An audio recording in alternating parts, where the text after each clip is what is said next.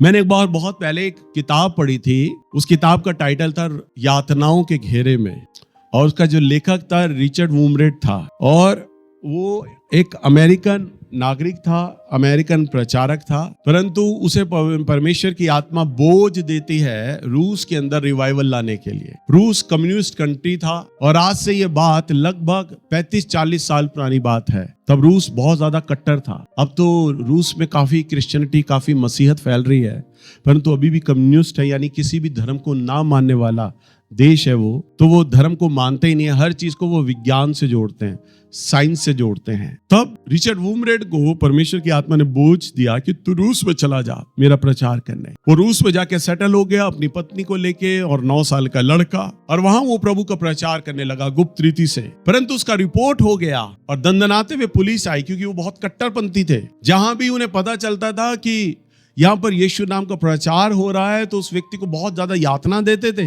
वो नहीं चाहते थे कि यहाँ पे एक भी मसीह आदमी बने रूस में। तब जैसे ही पुलिस को पता चला, वो लोग आ गए रिचर्ड वूमरेट के यहाँ, और उसने उसको पकड़ लिया, उसको गिरफ्तार कर लिया, और उसकी पत्नी को भी गिरफ्तार कर लिया। रिचर्ड वूमरेट बहुत रोया कि आप मुझे गिरफ्तार कर लो, मैं प्रचार करता हूँ, मेरी पत्नी इतना प्रचार नहीं करती, कम से कम मेरे बच्चे की देखभाल करेगी, हमारा यहाँ कोई रिश्तेदार भी नहीं है, और ये बच्चे का खाना दाना कौन देखेगी, ये माँ को तो छोड़ दो।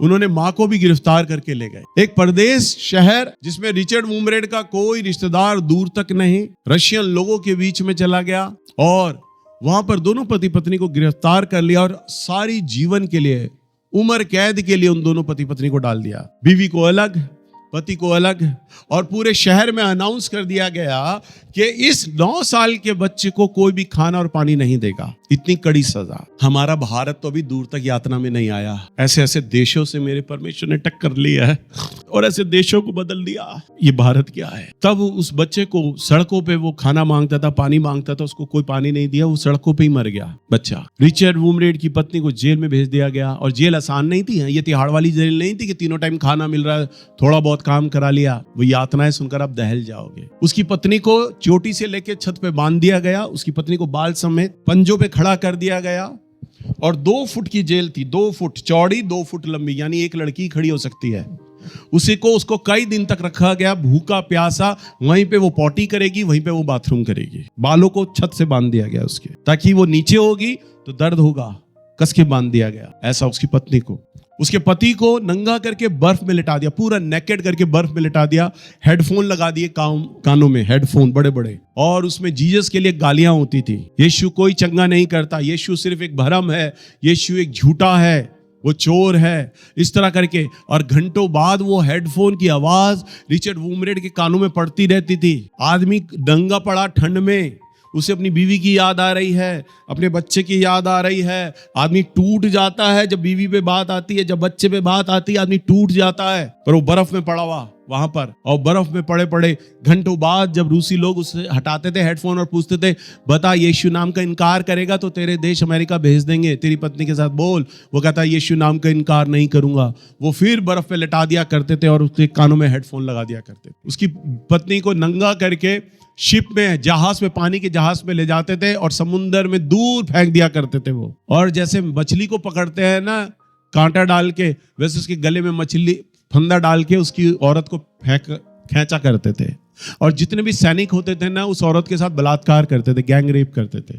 और ये सिलसिला कई दिनों तक चला, और बार बार उस औरत से पूछते थे रेप करते वक्त, अभी भी बता, हम तुझे छोड़ देंगे अगर यीशु नाम का इनकार करेगी तो। कहती मैं इनकार नहीं करूंगी। दोनों पति पत्नी के साथ कई साल तक ऐसा सलूक करते रहे वो लोग, पति के साथ, पत्नी के साथ ऐसा वो सलूक करते रहे। जब मैं वो किताब पढ़ता था मेरे आंसू गिरते थे, इतनी यातनाएं रिचर्ड वूमरेट ने। और रिचर्ड वूमरेट ने बताया कि कई लोग हमारे साथ इस तरह के बंद थे जो अलग अलग देशों से आए हुए थे। ये सबसे भयावह चीज है जो मैं बाप को बताने जा रहा हूं।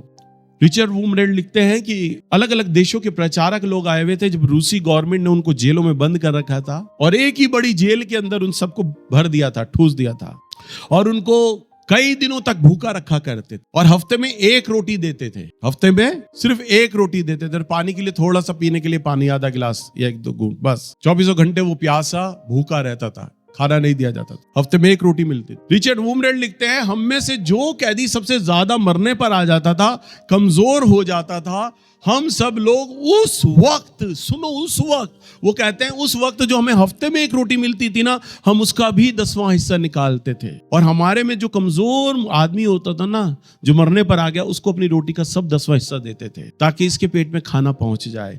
अपनी पानी का 10वां हिस्सा निकालते थे और सब उसको पानी को पिलाते थे ताकि ये बच जाए। बताओ, या तो इनकम का 10वां हिस्सा नहीं निकल, वहां तो मर रहे हैं और मरने पर वक्त हफ्ते में एक रोटी मिल रही है और वो उस रोटी का भी 10वां हिस्सा निकाल कर लोगों में बांट रहे हैं। बड़ी दहला आने वाली चीज। और ऐसा व्यक्ति ये सारा कष्ट, सारा दुख तब सहता है जो प्रभु यीशु से प्यार, यह अगापे प्रेम है। क्यों वो सह रहा है उन लोगों के लिए जो उसी की पत्नी का बलात्कार कर रहे हैं? क्यों सह रहा है जो क्रिश्चियन लड़कियों का बलात्कार पानी के जहाजों पर कर रहे हैं और गवर्नमेंट ने अलाउ कर रखा उनको, सैनिकों को, कि तुम बलात्कार कर सकते हो, जैसा चाहो तुम इनसे बर्ताव करो।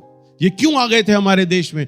क्यों इन्होंने प्रचार किया है? क्यों इनकी हिमाकत बढ़ी? उन्हें गवर्नमेंट ने पूरा छूट दे रखा था, गवर्नमेंट की तरफ से कोई पाबंदी नहीं थी, मिलिट्री, पुलिस सब गवर्नमेंट की थी, जैसा चाहे वो मन अनुसार प्रचारकों के संग व्यवहार करते थे। रिचर्ड वूमरेड लिखते हैं, मुझे सूचना मिल गई थी मेरा बच्चा मर गया है भूख से बिलक बिलक के सड़कों पर, किसी ने खाना नहीं दिया। क्यों? तो भी वो रूसी लोगों के लिए प्यार बना हुआ उसके मन में, जो मेरे पिता प्रभु यीशु मसीह के मन में था क्रूस के वक्त। वही रोमी सैनिक जो उसे मार रहे हैं, वही यहूदी लोग जो बरब्बा को छोड़ने के लिए कह रहे हैं और प्रभु यीशु मसीह को कह रहे हैं कि इसे क्रूस पे चढ़ा दिया जाए, वही प्रभु यीशु मसीह कहता है सबके लिए कि हे पिता, ये नहीं जानते ये क्या करते हैं, इन्हें माफ कर। ये अगापे प्यार है। ये संसार के उन रिश्तों वाला प्यार नहीं है, पति पत्नी वाला, लड़का लड़की वाला, भाई बहन वाला प्यार नहीं है। ये अगापे प्यार है। और ये अगापे प्यार प्रभु मालूम है सिर्फ किस में देता है? जो अपने आप को लुप्त करता है। अरे लुप्त करने का विचार भी कैसे आता है? अगापे प्यार से ही तो आता है।